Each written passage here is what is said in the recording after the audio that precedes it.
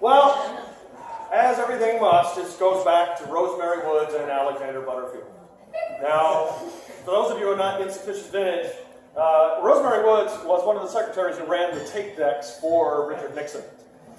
And she had some kind of trick foot that she erased 18 minutes of a very valuable tape. But the tapes wouldn't have been known about had Alexander Butterfield, under testimony, oh boy, admitted that there were tapes. And oh boy, that was the thing that all caused it to unspool, as it were.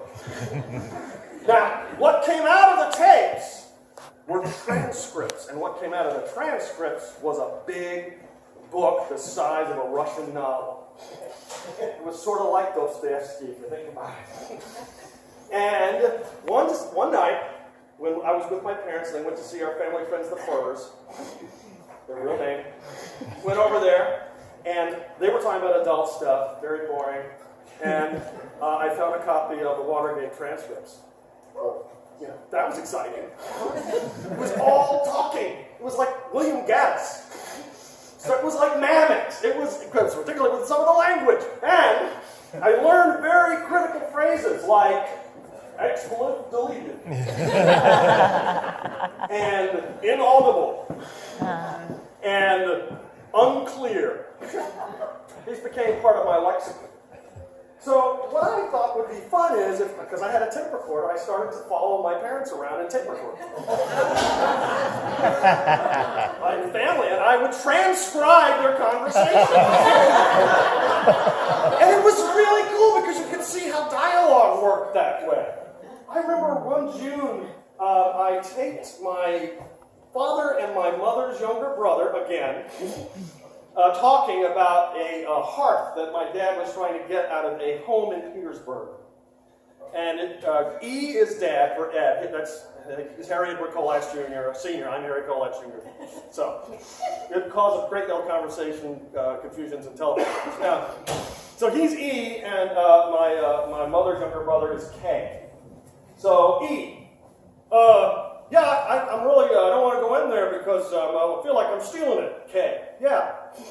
E, oh yeah, but so, you said you want it, do you want the hearth? K, inaudible. E, well, I need the money now if you get the money. K, if you bring it out here, I'll take a look at it. E, well, that thing's heavy, I can't carry it all the way out here. K, inaudible. E, well, I just would like the money now. And Edward, will you get that thing out of my face? E Jr.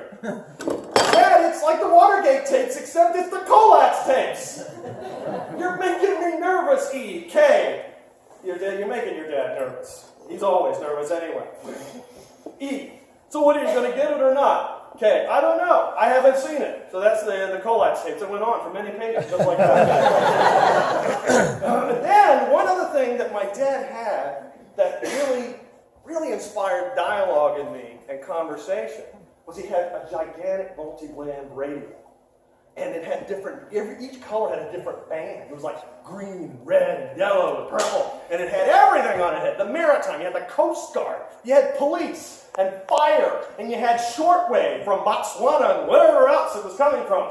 And you had and CBs, rubber duck, all that stuff. You couldn't really hear them because they all talked over each other. But then you had the amateur radios, the hams.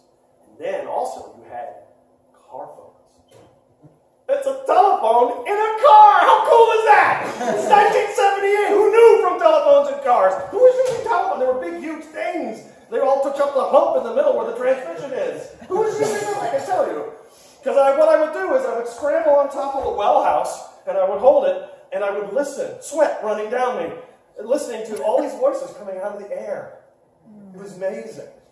And so the people talked about it was really where the people with the telephones in their cars, which was really cool, was usually contractors or I think pimps selling with prostitutes.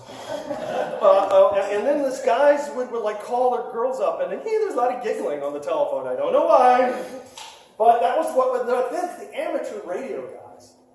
I became a band boy. I really did. I would listen to them.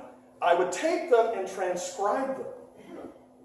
WVA4. They had jokey nicknames for themselves. WA4THV, tall, handsome Virginian, that was Al. WA4B, big ugly monster, BAM, bug-eye monster. And they would, during the rush hours, they would talk to each other and have these wonderful conversations. And Big Al was always sort of like, he had these very brass-plated conversations. Welcome to our palaver on the interstate. Please take advantage of it and put in any kind of astute input. WBM here. Please pay attention to the palaver, but don't get pulled over. That's and then Al would say something like, "Oh, aren't we a clever bunch?" Not really, yeah. Not really very clever, but it's sort of his version of look what I did there. So anyway, this stuff would come out of the static of the air, and I kept them, and I would reread them, and they weren't particularly profound. Now I'm glad that I have them. These conversations I recorded, but I have to tell you, it doesn't really beat the voices. The voices are incredible to listen to them, to hear them in your head when you're reading. And I think that's one of the great things that I learned from holding up that big multi-band radio over my head on the well house. That those voices that came out of the air became manifest when I wrote them down. And that's one of the reasons why I am what I am. Thank you.